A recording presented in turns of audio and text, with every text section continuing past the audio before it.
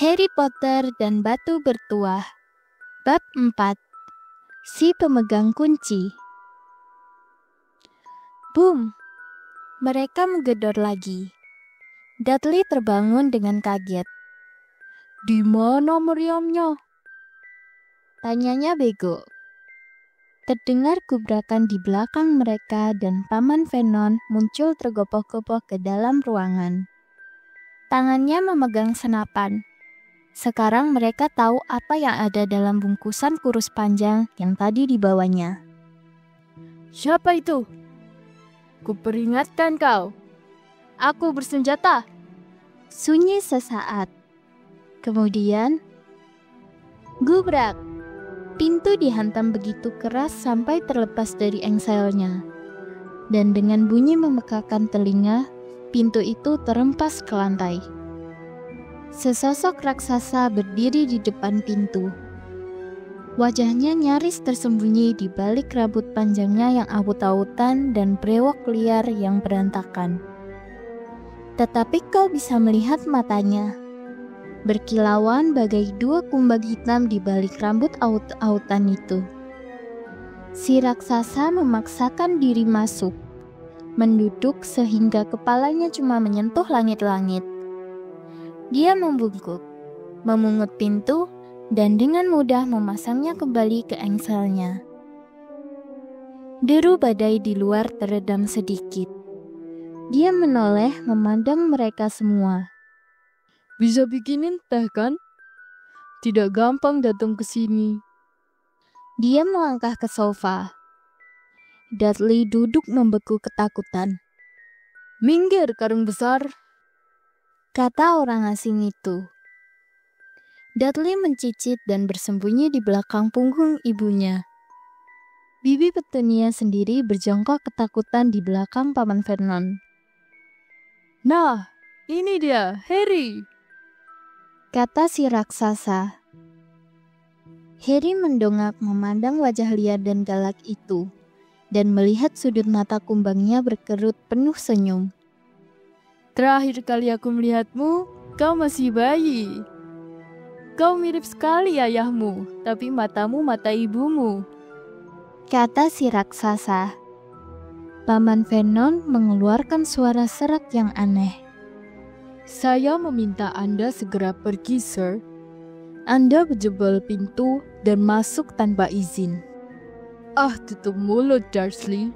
Jangan sok," kata si raksasa. Tangannya menjangkau ke belakang sofa, menjamret senapan dari tangan Paman Vernon, membengkokkannya seakan senapan itu terbuat dari karet saja, lalu melemparkannya ke sudut ruangan. Paman Vernon mengeluarkan suara aneh lagi, seperti cicit tikus yang terinjak. "Yang jelas, Harry, selamat ulang tahun untukmu. Selamat panjang umur. Ku bawa sesuatu buatmu. Mungkin tadi kududuki, tapi rasanya pasti masih enak," kata si raksasa berbalik membelakangi keluarga Dursley. Dari saku dalam mantel hitamnya, dia mengeluarkan kotak yang agak penyok.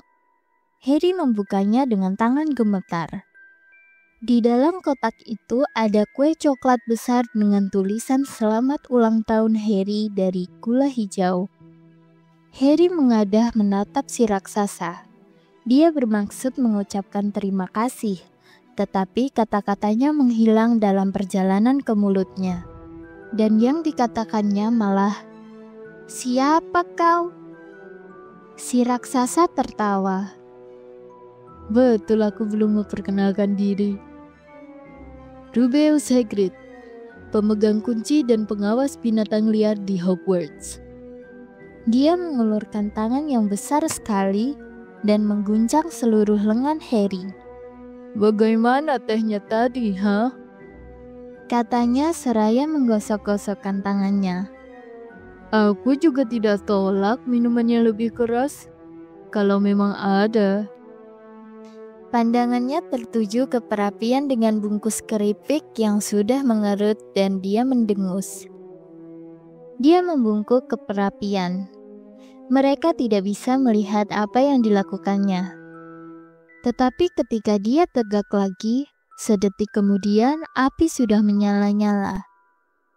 Api itu memenuhi pondok yang lembab dengan cahayanya yang bergerak-gerak, dan Harry merasa kehangatan menyelubunginya, seakan dia masuk ke dalam bak berisi air panas. Si raksasa duduk kembali di sofa, yang langsung melesa keberatan dan mulai mengeluarkan berbagai benda dari dalam sakunya. Ceret tembaga, 1 pak sosis lezat, tusukan panjang, teko, beberapa cangkir yang sudah somplak, dan sebotol cairan kuning kecoklatan yang diteguknya dulu sebelum dia menyiapkan makanan. Segera saja pondok dipenuhi bunyi dan bau sosis panggang yang lezat. Tak seorang pun bicara ketika si raksasa bekerja.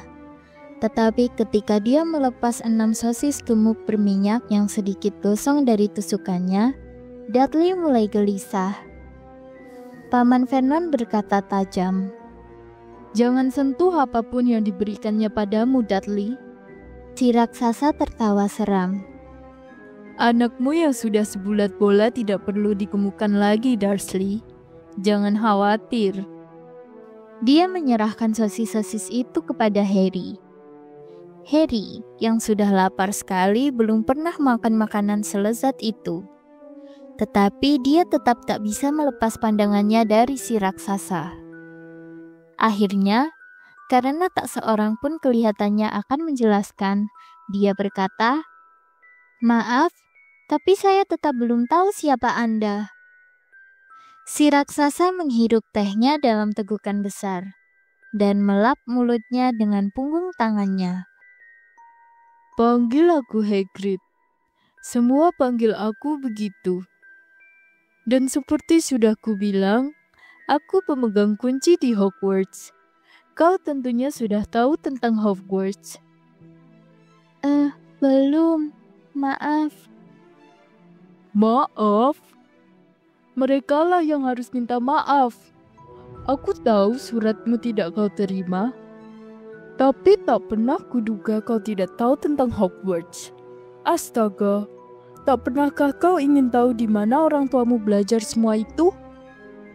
Balas Hagrid, menoleh menatap keluarga Dursley yang mengerut dalam bayangan kegelapan. "Semua apa?" tanya Harry. "Semua apa? Tunggu dulu. Apa ini berarti bahwa anak ini tidak tahu apa-apa?" Gelegar Hagrid. Dia melompat berdiri. Dalam kemarahannya, dia seolah memenuhi seluruh pondok. Keluarga Dursley merapat ketakutan ke tembok. Harry merasa ini sudah kelewatan. Dia kan sekolah, dan angka-angkanya juga tidak buruk. "Aku tahu beberapa hal. Aku bisa matematika dan pelajaran-pelajaran lain," katanya. Tetapi Hagrid hanya mengibaskan tangannya dan berkata, "Tentang dunia kita, maksudku duniamu, duniaku, dunia orang tuamu." "Dunia apa?" Hagrid kelihatannya sudah siap meledak. "Dursley!" Teriakannya mengguntur.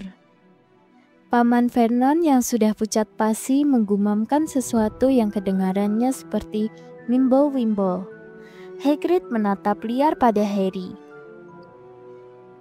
"Tapi kau pasti tahu tentang ayah dan ibumu. Maksudku, mereka terkenal. Kau terkenal." "Apa? Jadi ayah dan ibuku terkenal?" "Kau tak tahu?" Hagrid menyisir rambut dengan jari-jarinya, memandang Harry keheranan. "Kau tak tahu kau ini apa?" katanya akhirnya. Paman Vernon mendadak menemukan suaranya. "Stop di sini, Sir. Saya larang Anda memberitahu anak ini apapun." perintahnya. Orang yang lebih berani dari Vernon Dursley pastilah sudah gemetar menerima pandangan marah Hagrid. Ketika Hagrid bicara, setiap suku katanya gemetar saking marahnya dia. Kau tak pernah bilang padanya. Tak pernah beritahu dia apa yang ada dalam surat yang ditinggalkan Dumbledore untuknya. Aku ada di sana. Aku lihat sendiri Dumbledore tinggalkan surat itu, Dursley.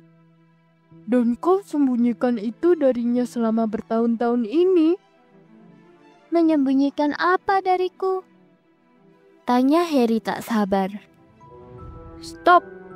Kularang kau! Teriak Paman Vernon panik. Bibi Petunia tersedak kaget. Oh, peduli amat kalian berdua.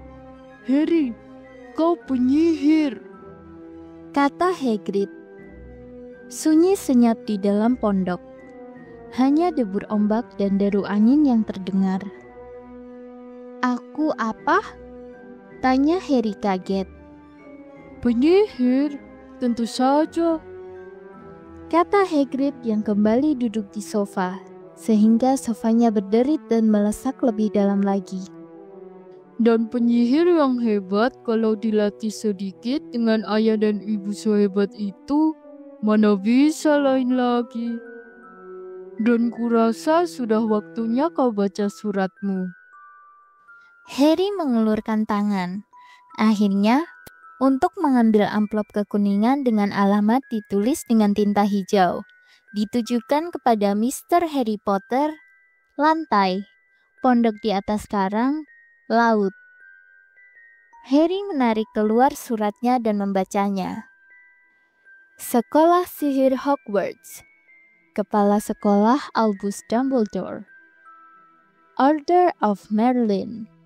Kelas pertama, penyihir hebat, Kepala Penyihir Konfederasi Sihir Internasional. Mr. Potter yang baik, dengan gembira kami mengabarkan bahwa kami menyediakan tempat untuk Anda di Sekolah Sihir Hogwarts. Terlampir daftar semua buku dan peralatan yang dibutuhkan. Tahun ajaran baru mulai 1 September. Kami menunggu burung hantu Anda paling lambat 31 Juli. Hormat saya, Minerva McGonagall, Wakil Kepala Sekolah. Berbagai pertanyaan meledak-ledak dalam kepala Harry seperti kembang api, dan dia tidak dapat memutuskan mana yang akan ditanyakan lebih dulu. Sesudah lewat beberapa menit, dia bertanya tergagap. Apa maksudnya mereka menunggu burung hantuku? Gorgonvlaan, aku jadi ingat, kata Hagrid sembari menepakkan tangan ke dahinya dengan kekuatan yang cukup untuk membalikkan kereta kuda. Dan dari dalam saku lain di balik mantelnya, dia menarik keluar burung hantu. Betul-betul burung hantu hidup, yang bulunya agak berantakan. Pena bulu panjang, dan gulungan kertas.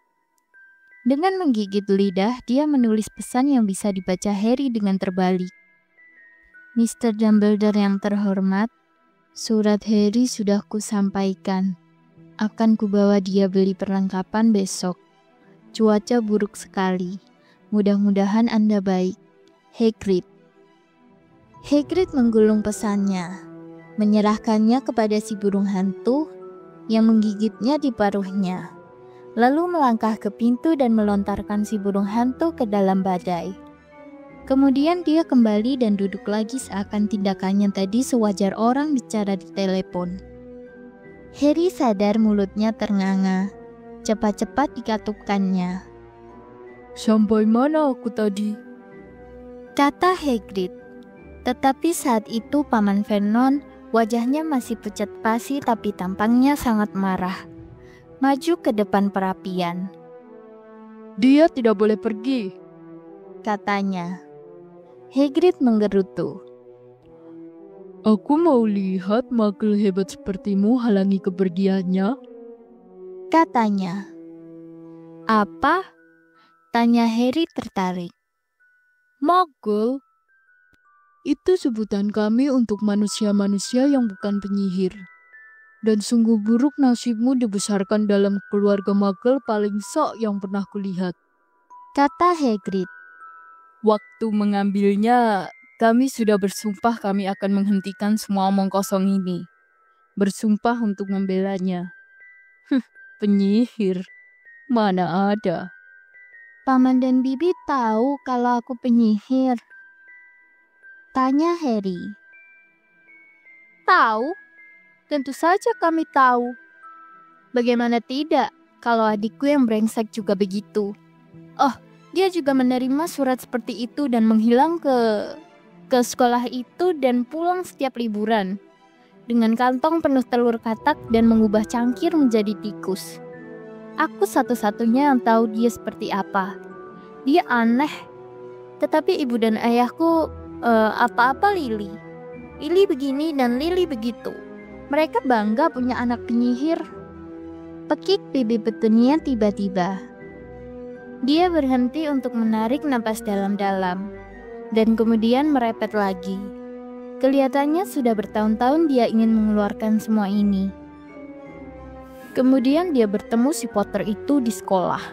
Lalu mereka menikah dan punya anak kau. Dan tentu saja aku tahu kau pasti sama anehnya, sama abnormalnya. Dan kemudian si Lily itu kena ledakan dan terpaksa kami kebebanan kau. Harry sudah menjadi pucat. Segera setelah dapat bicara dia berkata, ledakan? Kalian bilang mereka meninggal dalam kecelakaan mobil. Kecelakaan mobil? Hagrid melompat bangun dengan amat marah sehingga Mr. dan Mrs. Dursley cepat-cepat kembali ke sudut mereka. Bagaimana mungkin kecelakaan mobil bisa bunuh Lily dan James Potter? Sungguh penghinaan besar. Skandal. Harry Potter tidak tahu kisah hidupnya sendiri. Sementara semua anak di dunia kami tahu namanya. Tapi kenapa? Apa yang terjadi? Desak Harry. Kemarahan memudar dari wajah Hagrid. Tiba-tiba dia kelihatan khawatir. Tak kusangka akan begini. Waktu Dumbledore bilang mungkin akan ada kesulitan ambil kau, tak kukira kau serba tidak tahu begini. Ah, Harry, aku tak tahu apakah aku orang yang tepat untuk beritahu kau. Tapi harus ada yang kasih tahu. Tak mungkin kau berangkat ke Hogwarts tanpa tahu ini. Hagrid memandang sebal pada keluarga Dursley. Ya, ada baiknya kau tahu sejauh yang bisa kuceritakan padamu. Aku tak bisa ceritakan semuanya. Soalnya sebagian diantaranya misteri besar. Dia duduk, memandang api selama beberapa detik, kemudian berkata, semua ini menurutku dimulai oleh seorang yang bernama... Kelewatan sekali kau tidak tahu namanya. Semua orang di dunia kita tahu. Siapa? Yo, aku tak mau sebut namanya, kalau bisa. Tak seorang pun berani sebut namanya. Kenapa tidak? Astaga naga Harry. Orang kan masih takut. Wah, susah jadinya. Begini, ada penyihir yang jadi jahat. Jahat sekali. Bahkan lebih dari jahat. Jauh lebih jahat daripada sekadar lebih jahat. Namanya... Hagrid menelan ludah, tapi tak ada suara yang keluar. Bagaimana kalau ditulis saja? Harry mengusulkan. Tidak, aku tidak bisa eja. Baiklah, Voldemort. Hagrid bergidik. Jangan suruh aku sebut sekali lagi. Pendeknya, penyihir ini kira-kira 20 tahun yang lalu mulai cari pengikut. Dan dapat. Sebagian karena takut. Sebagian lagi karena inginkan cipratan kekuasaannya. Karena dia memang punya kekuasaan. Sungguh hari-hari suram, Harry. Kita tak tahu siapa yang bisa dipercaya.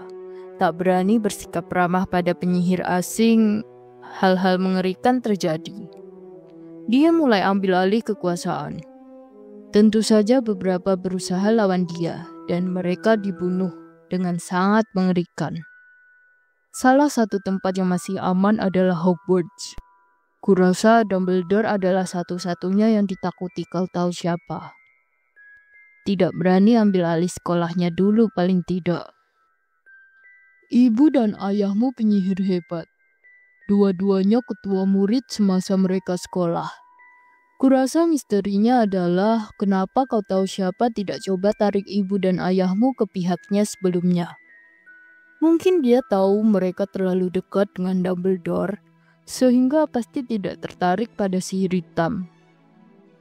Mungkin dia kira bisa bujuk mereka.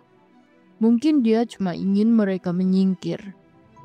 Yang orang tahu hanyalah dia muncul di desa tempat kalian tinggal di malam Halloween 10 tahun yang lalu. Kau baru berumur 1 tahun. Dia datang ke rumahmu dan...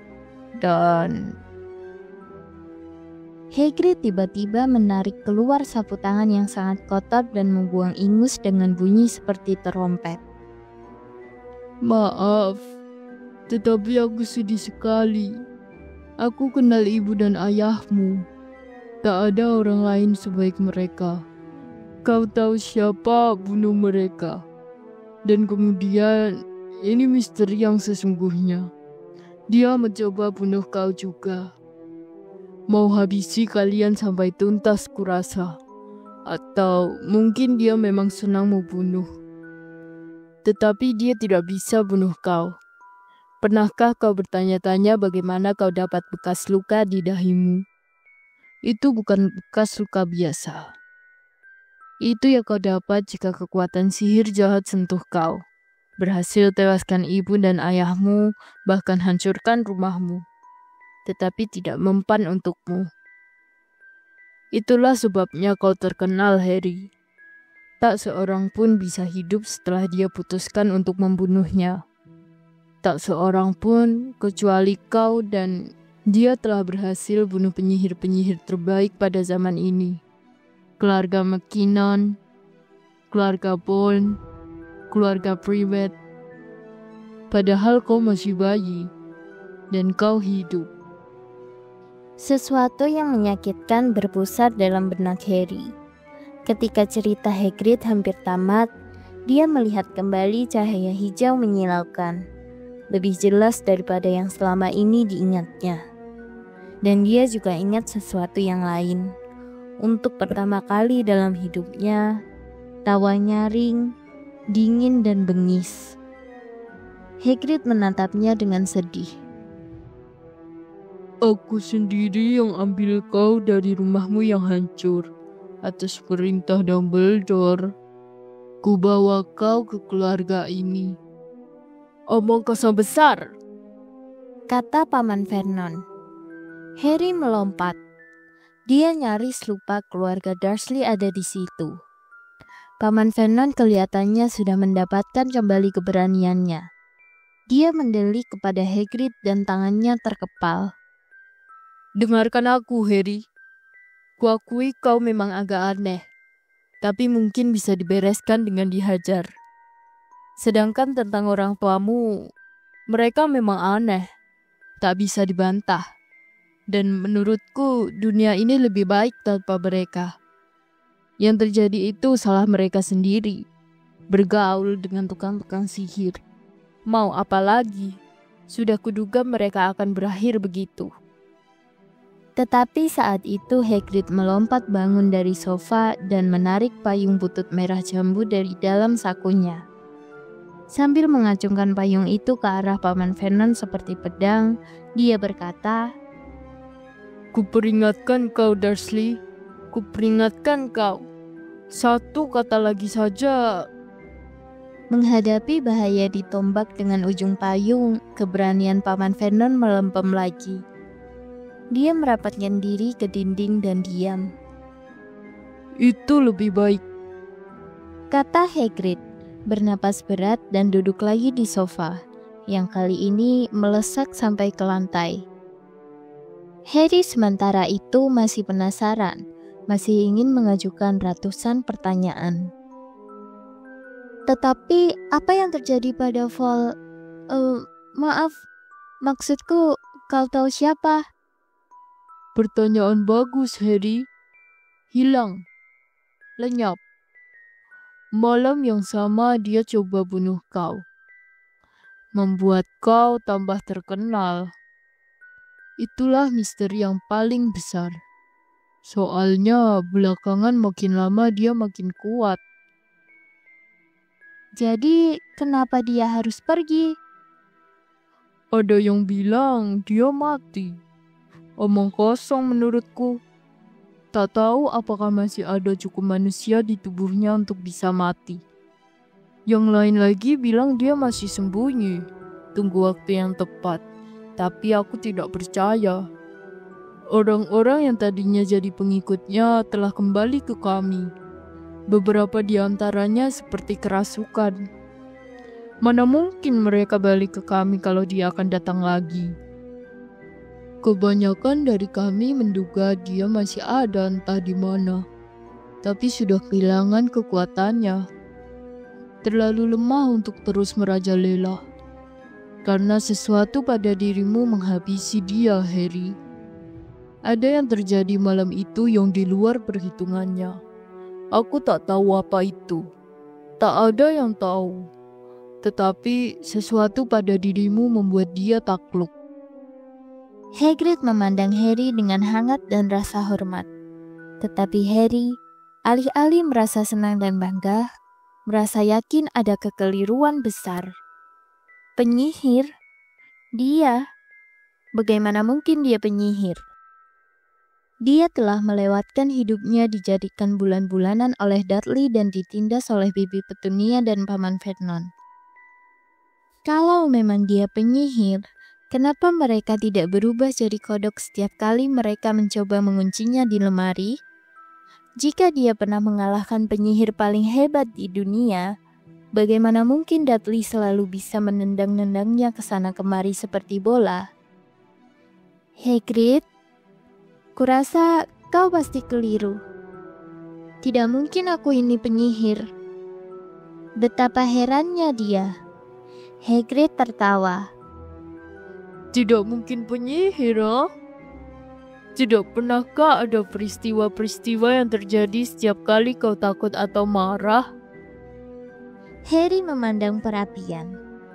Kalau dipikir-pikir, semua kejadian aneh yang membuat Bibi dan pamannya marah kepadanya terjadi ketika dia, Harry, sedang marah atau sedih. Ketika dikejar-kejar oleh geng Dudley, entah bagaimana dia selalu bisa meloloskan diri. Waktu cemas karena harus ke sekolah dengan potongan rambut yang konyol, rambutnya tiba-tiba tumbuh sendiri. Dan ketika Dudley terakhir kali memukulnya, bukankah dia telah berhasil membalasnya tanpa sadar? Bukankah dia yang melepas ular boa yang menakutkan Dudley? Harry kembali memandang Hagrid, tersenyum, dan dilihatnya Hagrid nyengir senang kepadanya. Lihat sendiri kan? Harry Potter tidak mungkin penyihir.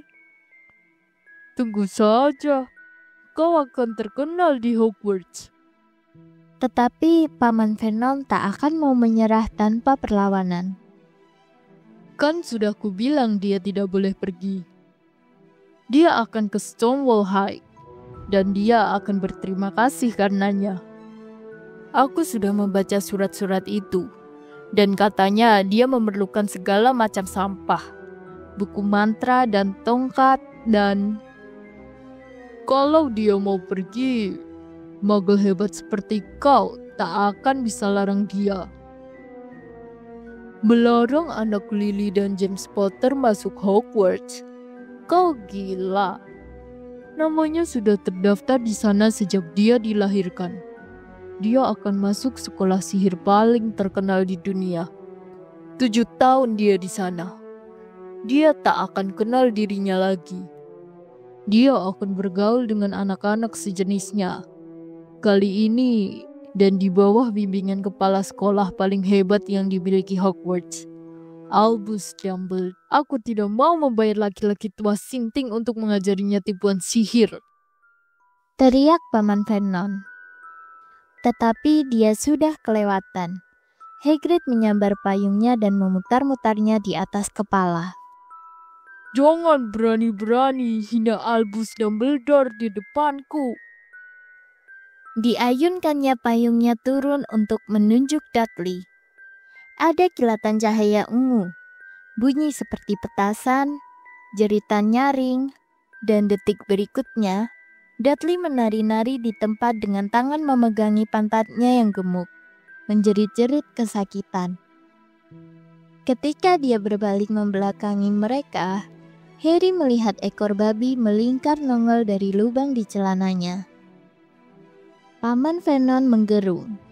Seraya menarik Bibi Petunia dan Dudley ke kamar satunya, dia melempar pandangan ketakutan untuk terakhir kali kepada Hagrid, lalu membanting pintu menutup di belakang mereka. Hagrid menunduk menatap payungnya dan membelai jenggotnya. Harusnya tak boleh marah, Katanya menyesal.